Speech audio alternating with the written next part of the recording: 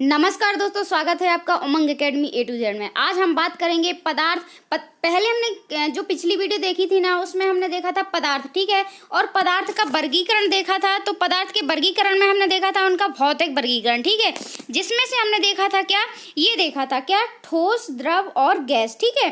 तो ये तीनों देख चुके थे हम भौतिक वर्गीकरण पदार्थों का, ठीक है। लेकिन आज हम इस जो वीडियो देखने जा रहे हैं इसमें क्या करेंगे, हम रासायनिक वर्गीकरण करेंगे, ठीक है। रासायनिक रूप से वर्गीकरण कैसे करते थे पदार्थों का और कितने प्रकार के होते हैं वो सब हम देखेंगे। तो शुद्ध पदार्थ, मिश्रण, ठीक है, और तत्व, यौगिक, धात्विक और अधात्विक, क्षमांगी और विषमांगी, ठीक है, ये सब हम इस वीडियो में देखेंगे। तो बने रहिए चैनल के साथ, ठीक है।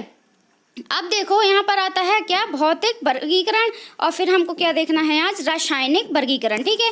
पदार्थों का जो रासायनिक वर्गीकरण है वो देखेंगे हम क्या, तो शुद्ध पदार्थ, मिश्रण, ठीक है। तो जो शुद्ध पदार्थ होते हैं उनको दो भागों में डिवाइड किया गया है, किसमें, तत्व, यौगिक, ठीक है, और मिश्रण एक ही अलग है। तो तत्व और यौगिक, ठीक है, तत्व होते हैं दो प्रकार के, धात्विक तत्व और अधात्विक तत्व, और जो यौगिक होते हैं वो दो प्रकार के होते हैं, कौन कौन, कार्बनिक और अकार्बनिक, ठीक है। तो सबसे पहले हम यहाँ पर देखेंगे क्या, तत्व, जिसको इंग्लिश में कहते हैं क्या, एलिमेंट। एलिमेंट की स्पेलिंग क्या है, ELEMENT, ठीक है। तो तत्व होता क्या है, पहले हमको ये पता होना चाहिए, एक ही प्रकार के परमाणु से मिलकर बना पदार्थ तत्व कहलाता है। क्या कहलाता है, एक ही पदार्थ एक ही प्रकार के परमाणु से मिलकर बना, जो मतलब एक ही प्रकार के परमाणुओं से मिलकर बना होता है, वो क्या कहलाता है, तत्व कहलाता है। जैसे चांदी, सोना, हाइड्रोजन और ऑक्सीजन, ठीक है। तो ये क्या कहलाते हैं, तत्व कहलाते हैं। अब जो तत्व हैं वो दो प्रकार के होते हैं, धात्विक और अधात्विक, ठीक है। तो जो धात्विक होते हैं वो क्या होते हैं, ऐसे कठोर पदार्थ जो विद्युत के चालक होते हैं। क्या, विद्युत के चालक से मतलब क्या है, जिसमें विद्युत धारा प्रवाहित की जा सकती है, वो क्या कहलाते हैं, विद्युत के चालक कहलाते हैं, ठीक है।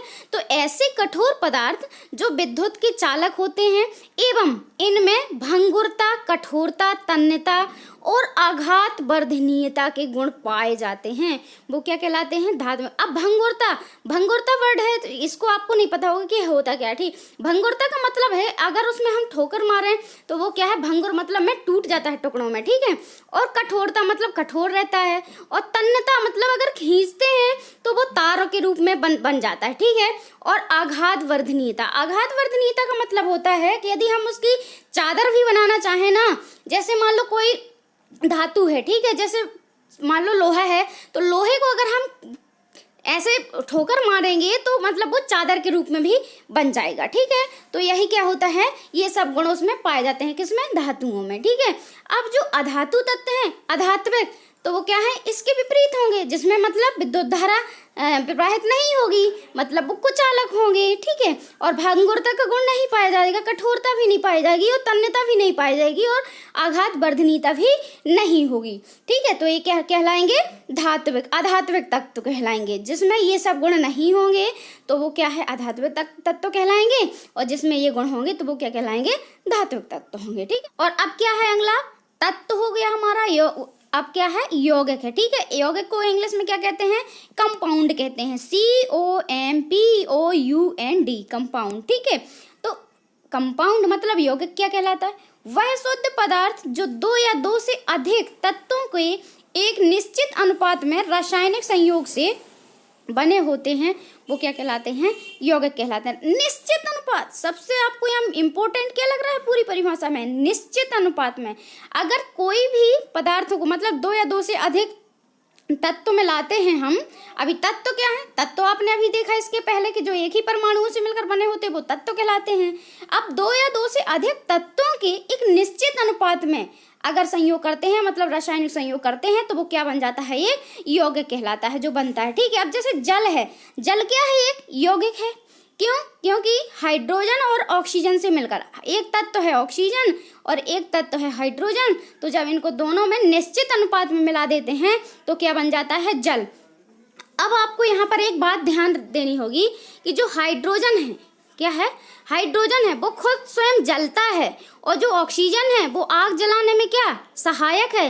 लेकिन जब इन दोनों को एक निश्चित अनुपात में मिला दिया जाता है तो वो जल बन जाता है, जो क्या है आग को बुझा देता है। क्या, आग को बुझा देता है। तो ऑक्सीजन जलने में सहायक है और हाइड्रोजन खुद जलता है। लेकिन जब इनका जब ये दोनों निश्चित अनुपात में मिल जाते हैं और एक यौगिक बन जाता है तो वो क्या हो जाता है, जल को बुझाने में सहायक होता है। ठीक है, अब जो यौगिक हैं वो दो प्रकार के होते हैं। कौन कौन, कार्बनिक यौगिक और अकार्बनिक। अब कार्बनिक यौगिक क्या होते हैं, जिसमें कार्बन उपस्थित होता है तो वो क्या होते हैं कार्बनिक, और जिसमें कार्बन अनुपस्थित होता है तो वो क्या होते हैं अकार्बनिक होते हैं। ठीक है, अभी हमने देख लिया क्या तत्व और यौगिक।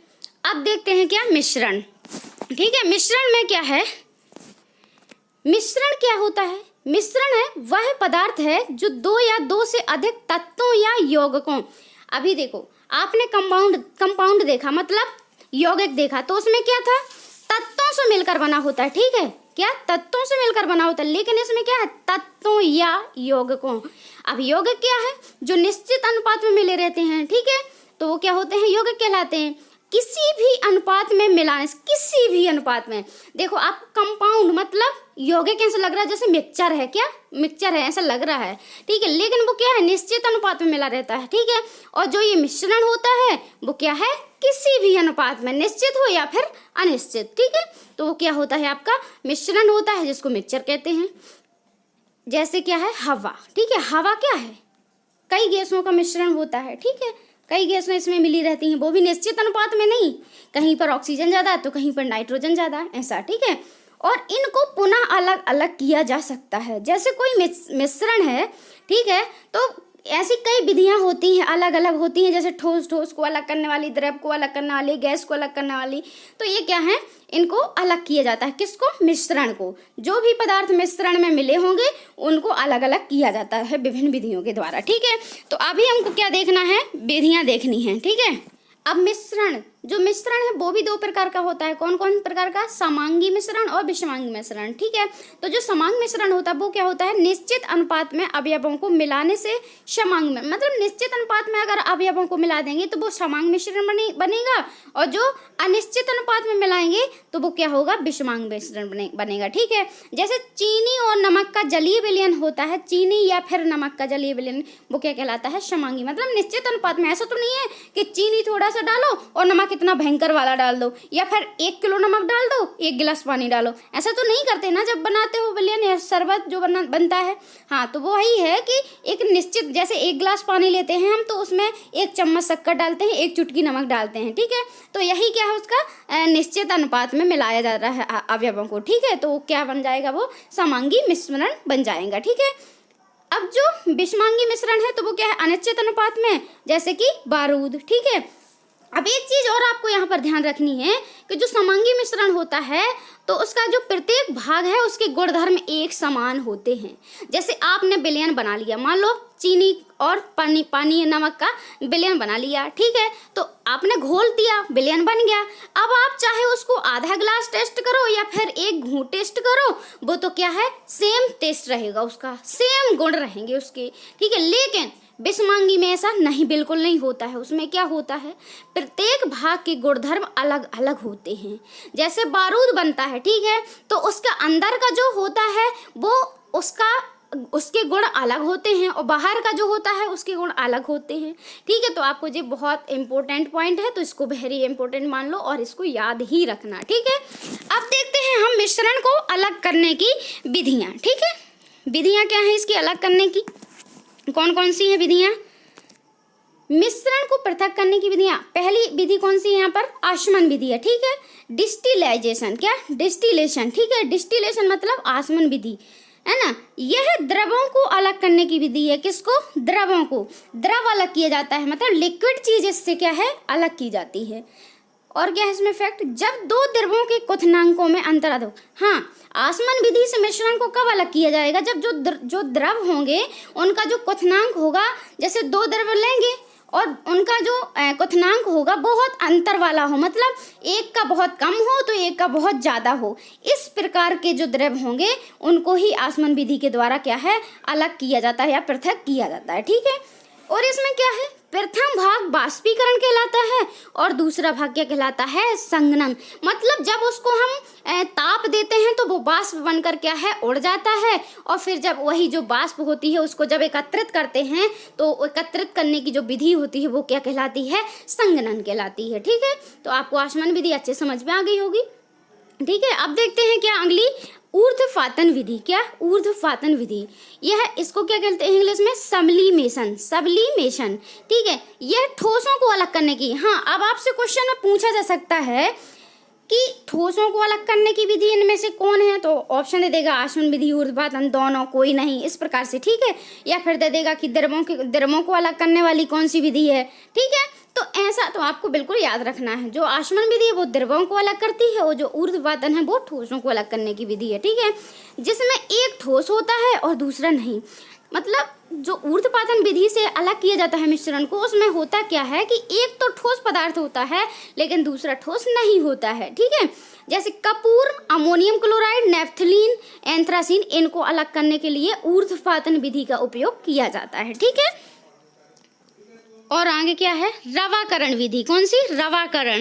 रवाकरण जो विधि है इसमें इसको क्या कहते हैं, क्रिस्टलाइजेशन। ठीक है, क्रिस्टलाइजेशन, इस विधि में अकार्बनिक ठोसों के मिश्रण को अलग किया जाता है। अकार्बनिक मतलब जिसमें कार्बन नहीं होता है। ठीक है, तो ऐसे मिश्रण को क्या है, रवाकरण विधि द्वारा अलग किया जाता है। अब अगली विधि है जो, वो कौन सी है, लेखन विधि, क्रोमेटोग्राफी। ठीक है, क्रोमेटोग्राफी, मिश्रण के विभिन्न घटकों की अवशोषण क्षमता भिन्न भिन्न होती है।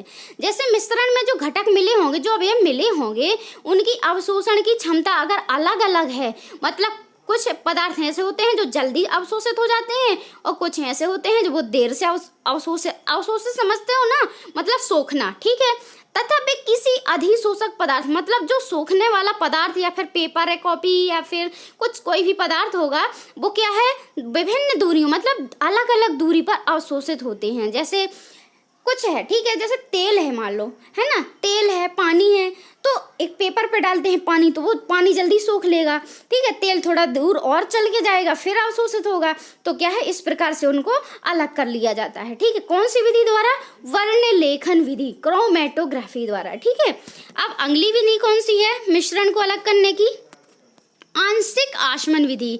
कौन सी, आंशिक आचमन विधि। आंशिक आचमन विधि में होता क्या है, इसको इंग्लिश में क्या कहते हैं, फ्रैक्शनल डिस्टिलेशन। ठीक है, डिस्टिलेशन, फ्रैक्शन डिस्टिलेशन।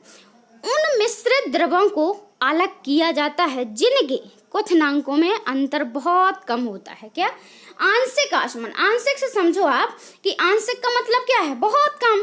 ठीक है, तो बहुत कम क्वथनांक, और जो आचमन विधि है नॉर्मल वाली, तो उसमें क्या होता है, क्वथनांकों में बहुत ज्यादा अंतर होता है। ठीक है, तो आपको ये बिल्कुल याद रखना है। एग्जाम्पल इसका, खनिज तेल या कच्चा तेल में है, ठीक है, मैं शुद्ध डीजल, पेट्रोल, मिट्टी तेल, कोलतार आदि को अलग किया।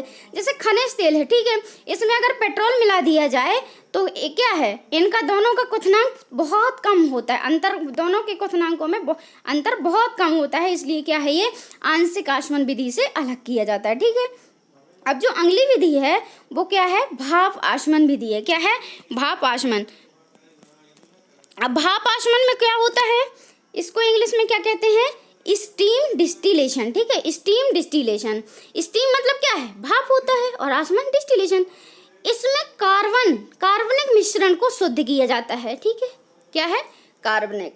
अभी आपने ऊपर देखा था एक विधि जिसमें अकार्बनिक था, अब इसमें क्या है, कार्बनिक है, जो जल में नहीं घुलता। क्या है, जो जल में नहीं घुलता है परंतु भाप के साथ वाष्पशील होता है। कार्बन है, जो कार्बन मिश्रण है जो, वो क्या है, जल में नहीं घुलता है लेकिन भाप के साथ वाष्पशील होकर उड़ जाता है। ठीक है, वाष्पशील मतलब में वाष्पीकरण के द्वारा। ठीक है, क्वथनांकों पर अपघटित होने वाले पदार्थ। क्या है, क्वथनांकों पर, क्वथनांक जानते हो ना आप, ताप, जो ऐसा ताप जब वो क्या है, उबलने लगता है, जिस ताप पर जो पदार्थ उबलने लगता है तो वही तापमान उस चीज का क्या कहलाता है, क्वथनांक कहलाता है। ठीक है, तो क्वथनांकों पर अपघटित होने वाले पदार्थ भाप विधि से, भाप आचमन विधि से अलग किए जाते हैं। ठीक है, जैसे एसीटोन, मेथिल अल्कोहल और भी होंगे। ठीक है, तो आपको वीडियो अच्छी लगी हो तो लाइक करना, कमेंट करना और अपने दोस्तों में ज़रूर शेयर करना, ताकि आप और आपके दोस्त आगे बढ़ सकें। और जिनको ये सुविधा नहीं मिलती है कि वो प्राइवेट कोचिंग कर सकें पैसे से, तो उनको फ्री में यहाँ पर ऑनलाइन क्लास मिल जाए। ठीक है, अभी इस वीडियो में सिर्फ इतना ही। मिलते हैं एक नए वीडियो में। ठीक है, तब तक के लिए नमस्कार।